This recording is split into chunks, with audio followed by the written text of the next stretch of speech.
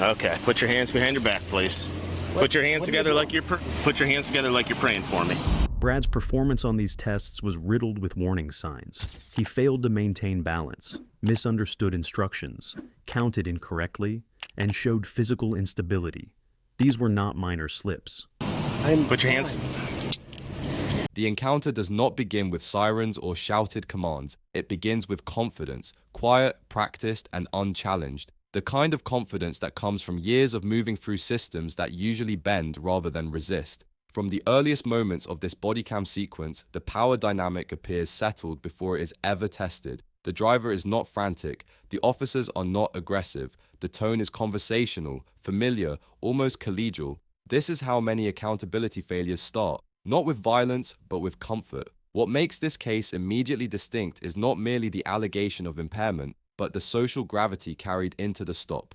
The individual at the center is not an unknown motorist pulled over at random. He is someone officers recognize as operating within the same ecosystem of authority. That recognition subtly reshapes the interaction. There is caution, but also accommodation. Politeness lingers longer than it should. Assumptions of credibility are granted before facts are established. This is not favoritism in its most obvious form. It is something more insidious, professional deference. The stop itself is legally clean. A third-party caller reports erratic driving behavior consistent with impairment. That single fact establishes a lawful basis for police intervention. Reasonable suspicion does not require certainty. Only articulable facts suggesting a violation may be occurring. The officers have that threshold met before they ever speak to the driver. From a constitutional standpoint, the stop is justified. But legality does not determine outcome. Human behavior does. In the early exchange, the driver denies everything that could escalate the encounter. No argument, no alcohol, no unusual behavior. This is a classic minimization strategy, and it is delivered calmly. He does not argue, he does not challenge authority. Instead, he positions himself as cooperative, reasonable, and inconvenienced. The officers respond in kind, maintaining a low-pressure tone.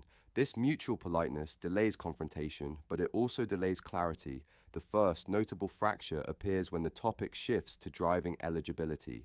The question is direct and narrow, whether the driver is legally permitted to operate a vehicle. The response, however, drifts. Instead of a clear affirmation or denial, there is hesitation, followed by a partial explanation that introduces timeframes and conditions. This is not outright deception, it is cognitive fog, and in impairment cases, fog matters.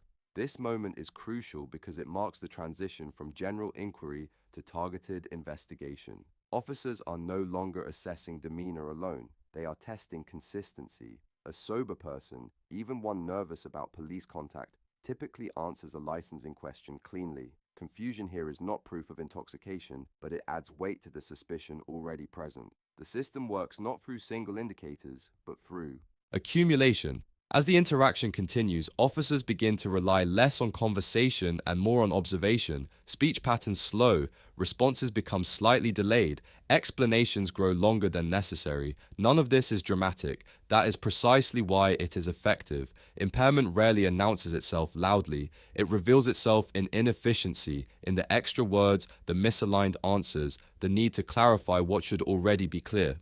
Throughout this phase, the driver continues to project cooperation. He follows instructions, he agrees to procedures, he does not resist. This is important because it dismantles a common myth about accountability footage, that arrests only escalate when suspects are combative. Here, escalation occurs despite compliance, because compliance does not erase evidence. When officers initiate standardized sobriety testing, the power balance begins to shift decisively. These tests are not casual exercises. They are structured, validated tools designed to translate physical and cognitive impairment into observable markers. At this stage, the officer's role transforms from conversational authority to procedural authority. The script matters, the instructions matter, deviations matter. The driver's performance reflects a pattern that officers are trained to recognize. Difficulty maintaining focus, inconsistent adherence to instructions, minor balance issues paired with verbal justifications.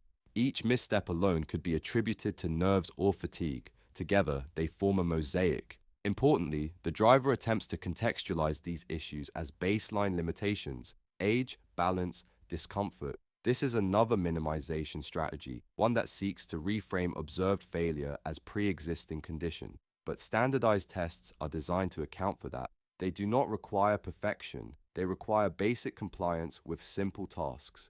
When those tasks cannot be completed as instructed, officers are no longer operating in the realm of suspicion, they are moving toward probable cause. What is striking is how long the encounter remains courteous even as the evidence mounts. Officers repeat instructions calmly, they allow corrections, they reassure. This patience is admirable on its face, but it also underscores an uncomfortable truth. Had this been an unknown driver without institutional familiarity, the tone might have hardened sooner. The system is not biased in outcome here, but it is biased in pacing.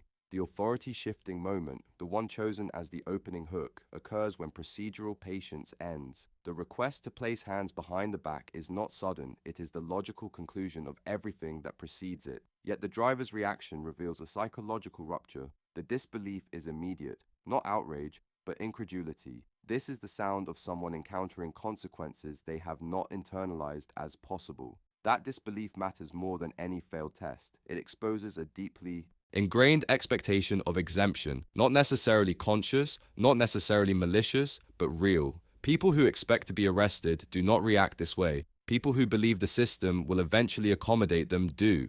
From an accountability perspective, this is the fulcrum of the entire case. The arrest is not controversial because it is legally unjustified. It is controversial because it contradicts a lifetime of reinforcement that authority shields its own. When that shield fails, the reaction is not anger, it is confusion. Once the arrest decision is made, the encounter accelerates. The procedural safeguards activate. Rights are read, movements are controlled. The driver transitions from participant to subject. This is where the power dynamic fully inverts. The same individual who moments earlier engaged officers as peers now exists entirely within their command structure. Importantly, the officers do not gloat, they do not lecture, they do not escalate force.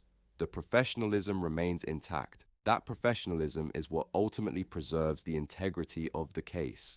Accountability is not achieved through humiliation, it is achieved through restraint. The subsequent chemical testing, while decisive, is almost anticlimactic. By the time it occurs, the legal foundation has already been laid. The numerical result does not create probable cause, it confirms it.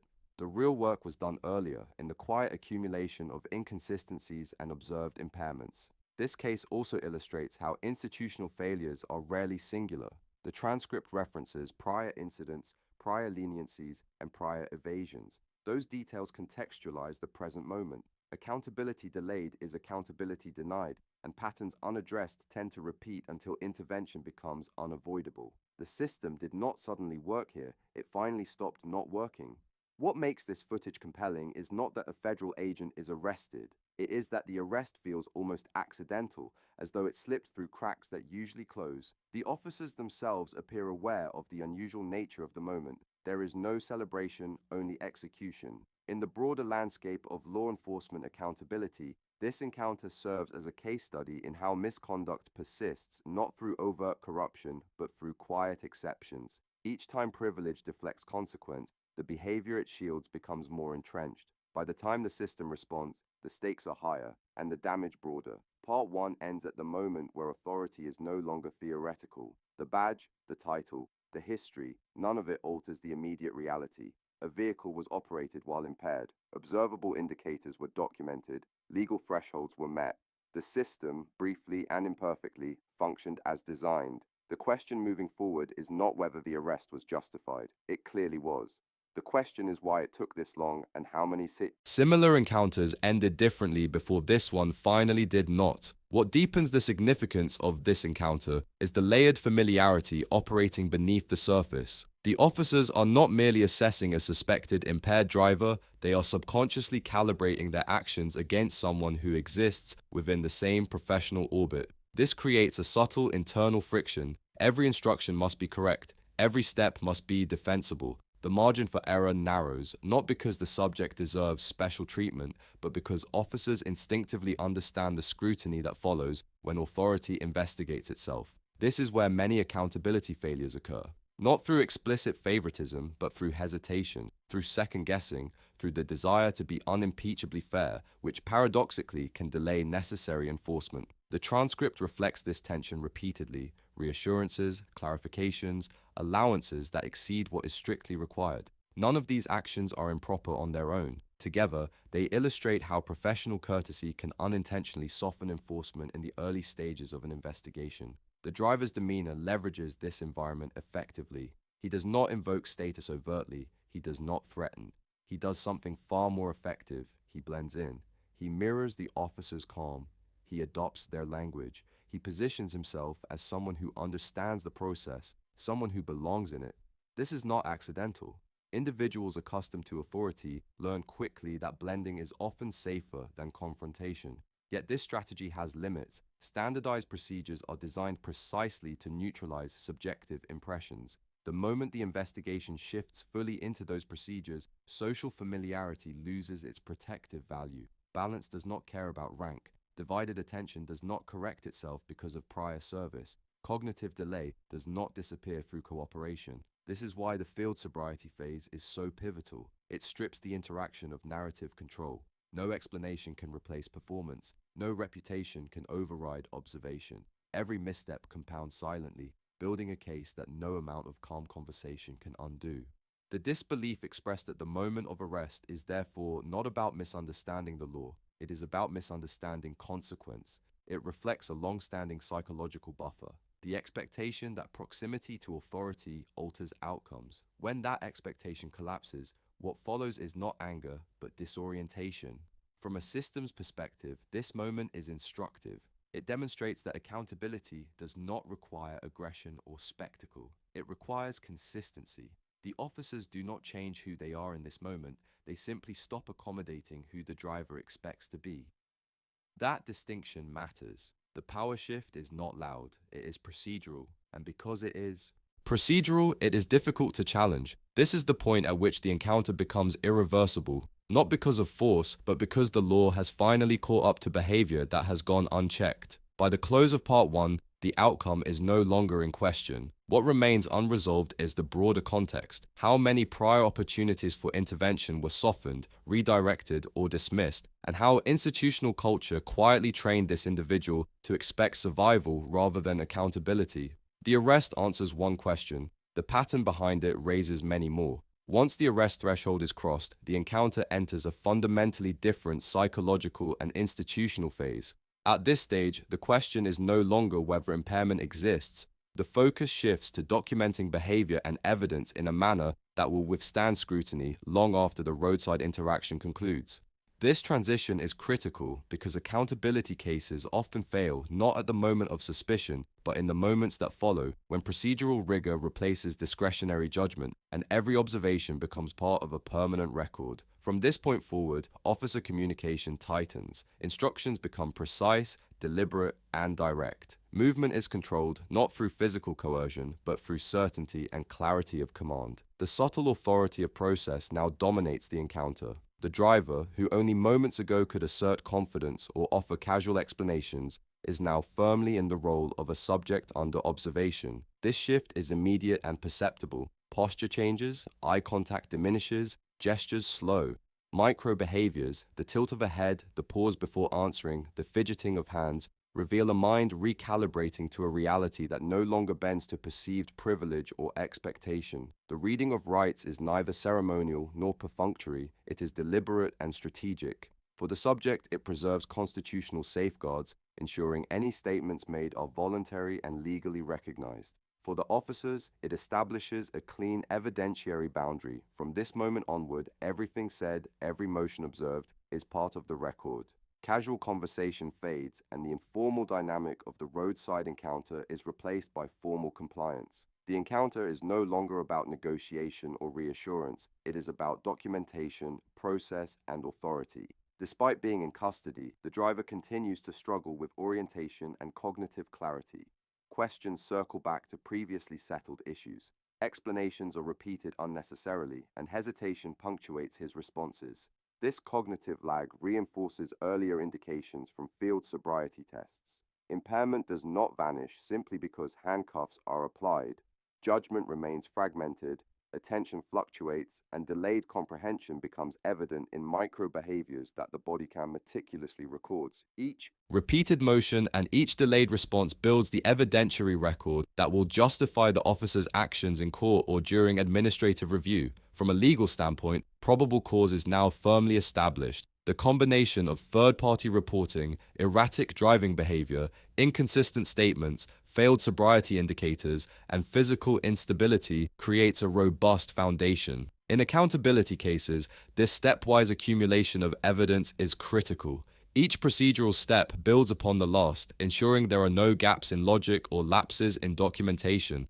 The arrest, as a legal act, exists within a meticulously constructed chain of events that withstands intense scrutiny and challenge. The decision to proceed with chemical testing further illustrates the evidentiary strategy underpinning the interaction. Unlike field sobriety tests, which are inherently subjective and often contested, numerical BAC measurements provide objective, legally recognized evidence. Officers transition seamlessly from immediate assessors of impairment to facilitators of evidence collection. Instructions are repeated, compliance is ensured, and patience is exercised deliberately. The methodical slowing of the process safeguards against claims of coercion or error and demonstrates that law enforcement in high-stakes encounters relies as much on procedural precision as it does on immediate judgment. When the breathalyzer confirms a BAC significantly above the legal limit, discretion is dramatically constrained. Enhanced penalties become mandatory, and prior history, previous near misses, prior evasion, and leniency afforded due to perceived authority moves to the forefront. Repeat behavior transforms the case from isolated misjudgment into a demonstrable pattern of misconduct. At this stage, the law is clear, unequivocal, and inexorable. The system operates without bending to status or expectation. The consequences are unavoidable. Institutional memory adds additional weight. The transcript reveals a history of evasions and prior encounters where consequences were reduced or redirected. While these prior instances do not alter the legality of the current arrest, they contextualize its significance. This is not simply enforcement, it is corrective action that addresses systemic gaps. Patterns of misconduct, when allowed to persist, undermine both public trust and the perceived legitimacy of law enforcement. Here, accountability is finally applied, interrupting the erosion of institutional credibility, even if delayed. Throughout the encounter, officer demeanor remains composed, neutral, and methodical. There is no moralizing, no visible frustration, no personalization of behavior. Restraint is deliberate, preserving professionalism and credibility. Enforcement is applied to conduct, not identity, and this impartiality strengthens accountability. By focusing strictly on observable behavior and evidence, officers maintain authority and prevent the encounter from being reframed as a dispute over status or entitlement. The driver's psychological shift is equally evident. Confidence and assertiveness give way to subdued compliance and visible resignation. Emotional contraction occurs as individuals accustomed to leverage realize it no longer applies. Micro behaviors, reduced gestures, slower responses, diminished eye contact, signal cognitive recalibration. The familiar tools of persuasion and cooperation that may have previously influenced outcomes are now ineffective. The encounter has become transactional. Evidence is collected, boundaries are enforced, and authority is absolute.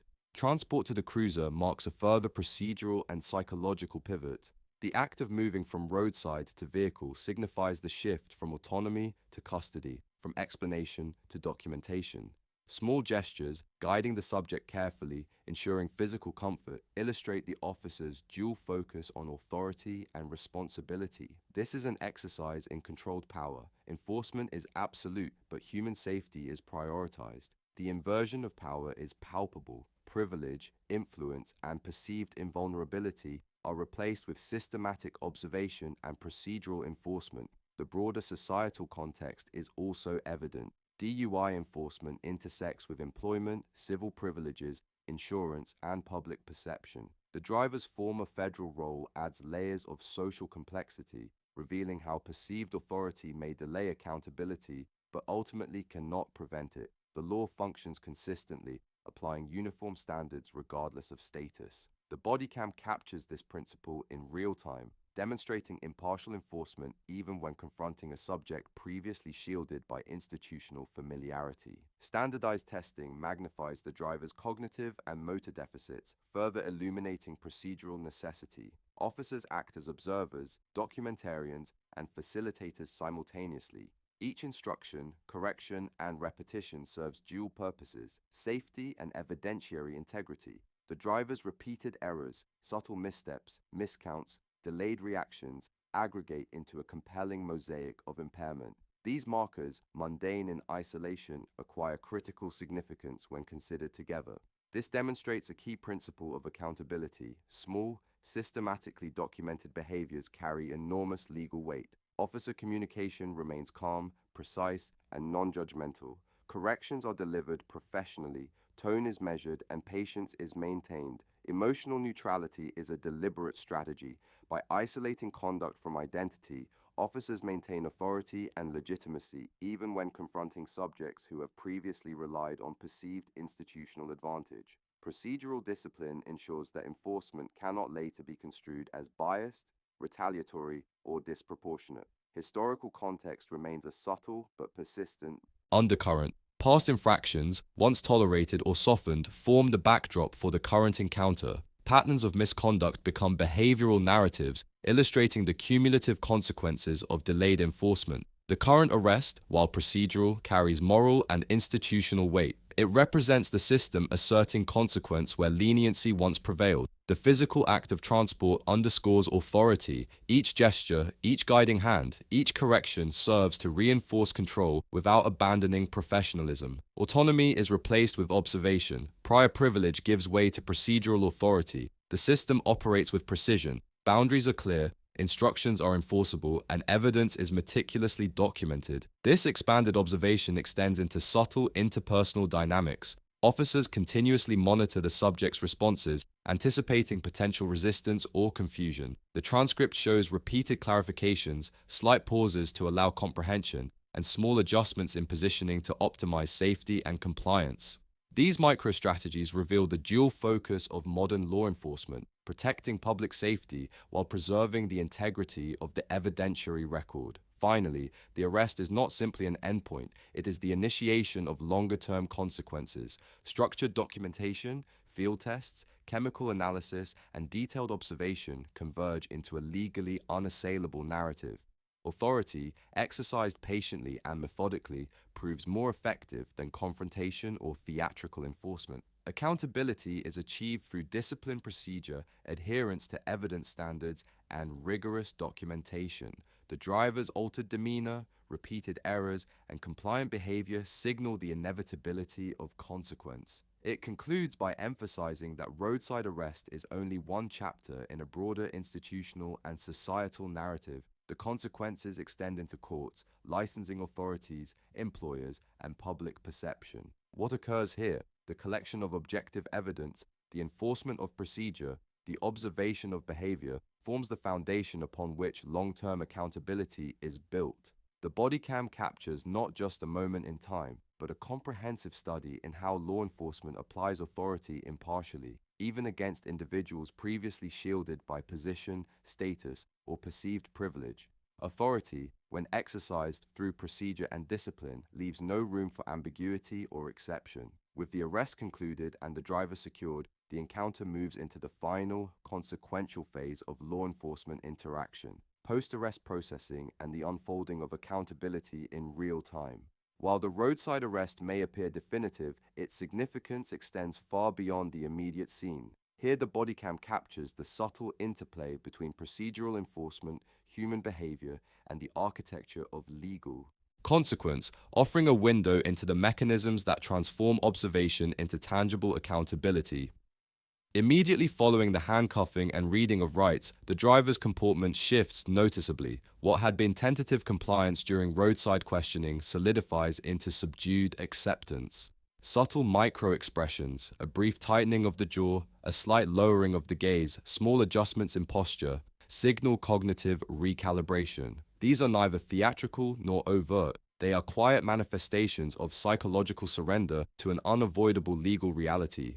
This micro-behavioral shift is critical. It reflects the moment when perceived social privilege, prior authority, and confidence in influence no longer hold sway. In their place stands procedural law, impartial and unwavering. At this stage, the officer's actions reflect an intricate balance between authority and procedural stewardship. Every instruction, every guiding hand, and every corrective gesture serves a dual purpose, ensuring the subject's safety while simultaneously maintaining a detailed, defensible record of compliance. For example, positioning the driver carefully in the patrol cruiser is not merely a practical consideration, it symbolizes the transition from voluntary cooperation to custodial oversight. The driver moves from actor to subject, from participant in the interaction to observed entity. These procedural rituals, though understated, underscore the power dynamics inherent in law enforcement encounters and reinforce the immutable rule that accountability applies equally, irrespective of prior rank or position. The narrative of prior privilege persists as an undercurrent throughout the interaction. The transcript makes repeated references to the driver's federal role, past evasion, and the history of leniency afforded by systemic familiarity. While these elements do not affect the legality of the arrest, they illuminate the broader context in which enforcement operates. They demonstrate that accountability is rarely instantaneous and that patterns of behavior left unaddressed compound over time. In this case, the cumulative effect of prior privilege heightens the significance of the present encounter. Delayed enforcement now carries amplified moral, institutional, and societal weight. The Bodycam records this tension, capturing both the procedural execution and the lingering influence of institutional memory. As the officers administer the standardized field sobriety and chemical tests, the procedural rigor becomes increasingly apparent. Each step is methodically guided, each instruction repeated with careful clarity, each correction issued without judgment. The driver's repeated errors, miscounts, unstable balance, delayed responses are subtle but cumulative. Alone, a minor misstep might be dismissed. Collectively, they construct a compelling evidentiary narrative. This aggregation of data is central to the legal foundation of impaired driving enforcement. It illustrates a fundamental principle of accountability. Small, systematically documented behaviors, when contextualized and verified, carry enormous weight in establishing probable cause, validating arrest, and supporting prosecution. The psychological profile of the driver continues to unfold. Confidence erodes in real time. Reassurances of "I'm fine" give way to repeated clarifications and hesitations. Eye contact diminishes, speech slows, and gestures become minimal. These subtle signs are crucial for understanding the dynamic between authority and perceived power. Individuals who previously relied on institutional status to shape outcomes must confront a reality in which procedural law is impartial. The system they once navigated through relationships and influence now operates independently of their expectations. The behavioral contraction observed here is a quiet yet undeniable indicator of accountability taking root. Beyond the individual encounter, the Bodycam also reveals the meticulous attention to evidentiary standards that is central to long-term accountability. Officers repeat instructions for clarity, allowing the driver sufficient time to comply while documenting every correction and adjustment. This dual-purpose methodology protects both parties. It ensures the safety and legal rights of the subject while simultaneously creating a robust, court-ready record of the encounter. Observing this dynamic illuminates why impaired driving enforcement is among the most scrutinized areas of law enforcement practice. Minor procedural lapses can have outsized consequences in court. Thus, discipline, patience, and consistency are indispensable. The breathalyzer test crystallizes the encounter into definitive legal terms. With a BAC nearly 2.5 to 3 times the legal limit, discretion narrows. Enhanced penalties, previously avoidable through privilege or influence, become unavoidable. At this point, the driver's past infractions and history of evasion amplify the stakes. Repeat offenses transition the case from a simple roadside infraction into a demonstrable pattern of dangerous behavior. This is precisely where the intersection of human behavior, institutional policy, and legal procedure becomes most evident. Individual choices, when repeated and documented, translate directly into legal consequences that the system cannot ignore. The officer's demeanor throughout this phase remains instructive. There is no visible moralizing, no expression of frustration, and no personalization of the encounter. Authority is exercised through process, not emotion. This restraint reinforces both procedural legitimacy and public trust. By focusing exclusively on observed behavior and objective evidence, the officers remove subjective interpretation from the encounter. The law, not identity, dictates the outcome. This approach is particularly significant in accountability cases involving prior privilege, as it neutralizes potential claims of bias, favoritism, or personal vendetta. The transport to the station further underscores the shift in power dynamics. Physical control, guiding the driver into the cruiser, ensuring correct positioning and monitoring for safety, serves as both a literal and symbolic representation of custody. The driver's autonomy diminishes, his role is now purely responsive. The officer's professionalism during this process highlights a critical aspect of law enforcement. Authority is most effectively exercised when it is procedural, predictable, and impartial. Even in the exercise of control, restraint is maintained, ensuring compliance without resorting to intimidation or force. The transcript also illustrates the interplay between procedural compliance and human psychology. As the driver adapts to custody, subtle behavioral recalibrations occur. Speech patterns slow, eye contact reduces, and previous habits of assertiveness give way to hesitancy. This is not merely compliance, it is cognitive realignment. The individual is processing the new reality imposed by law enforcement, a reality in which previous influence, privileges, and assumed protections no longer apply. Observing this recalibration provides critical insight into how accountability operates not only through direct enforcement, but also through the imposition of structured, observable consequences. From a systemic perspective, the case illuminates the broader consequences of impaired driving enforcement. DUI arrests carry implications far beyond the immediate scene.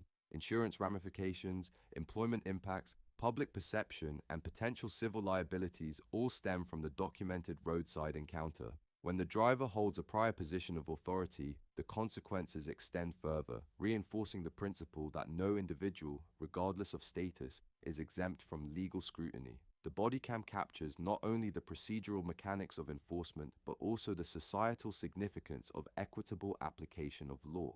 The standardized field tests administered during the encounter exemplify the balance between observation, evidence collection, and subject safety. Officers function simultaneously as monitors, guides, and documentarians. Every instruction is measured, every correction is precisely timed. The driver's repeated errors, though mundane and procedural, aggregate into an undeniable record of impairment. This demonstrates a fundamental accountability principle. Effective enforcement relies on meticulous documentation of ordinary, observable behavior, not on sensational or dramatic incidents. Cumulative evidence captured systematically forms the backbone of legal accountability. Simultaneously, the encounter reinforces the importance of professional neutrality in high-stakes enforcement. Officers avoid judgmental language, maintain calm tones, and refrain from personal commentary. This detachment is not indifference, it is strategic. By separating conduct from identity,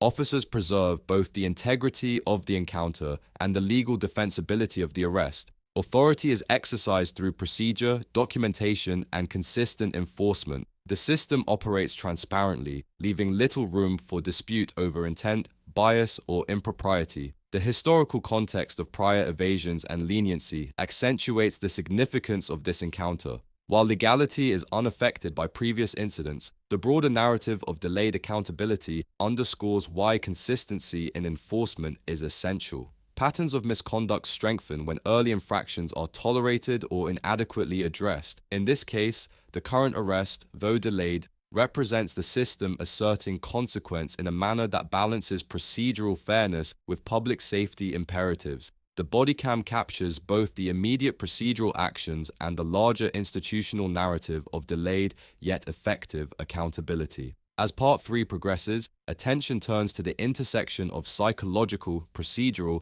and societal factors. The driver's comportment, cognitive recalibration, subdued affect, repeated verbal clarifications illustrates the human response to structured authority. Officer actions, meticulous instruction, patient repetition, professional restraint illustrate procedural enforcement designed to withstand legal scrutiny. Institutional context, prior privilege, systemic leniency, and cumulative behavior patterns provides the backdrop against which accountability unfolds. This triad, human, procedural, systemic, forms the essence of the encounter and highlights why bodycam documentation is indispensable for both legal and educational purposes. Transport to processing continues the demonstration of procedural discipline. Officers maintain careful guidance, ensuring safety while simultaneously reinforcing boundaries.